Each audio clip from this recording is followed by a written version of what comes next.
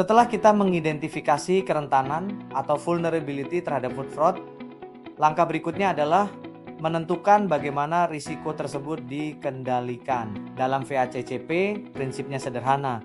Semakin dekat pengendalian dilakukan ke sumber risiko, semakin efektif pencegahannya. Karena itu, pengendalian food fraud tidak seharusnya hanya mengandalkan pengujian produk akhir. Pengendalian yang paling efektif dimulai dari elimination. Artinya, jika suatu supplier atau rantai pasok memiliki risiko fraud tinggi dan sulit dikendalikan, perusahaan perlu mempertimbangkan untuk tidak menggunakan sumber tersebut. Contohnya, supplier yang tidak transparan, memiliki traceability yang lemah, atau menolak dilakukan audit. Pilihan terbaik bisa saja adalah mengganti supplier tersebut. Lapisan berikutnya adalah control authority source, yaitu mengendalikan risiko langsung dari sumbernya melalui supplier approval certification dan audit berkala. Semakin baik perusahaan mengenal supplier dan rantai pasoknya, semakin kecil peluang terjadinya manipulasi. Perusahaan juga sebaiknya memperhatikan panjangnya supply chain. Semakin banyak intermediary yang terlibat, semakin banyak pula titik manipulasi produk. Bila memungkinkan, perpendek supply chain dan tingkatkan transparansi.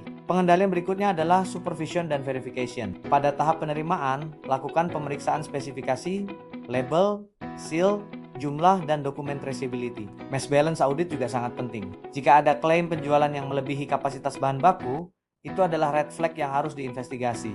Pengujian laboratorium juga digunakan sebagai verifikasi. DNA testing memastikan spesies seafood, sementara pengujian komposisi mendeteksi adulteration. Testing bukan satu-satunya pengendalian, melainkan lapisan verifikasi terakhir untuk memastikan sistem pengendalian sebelumnya bekerja secara efektif.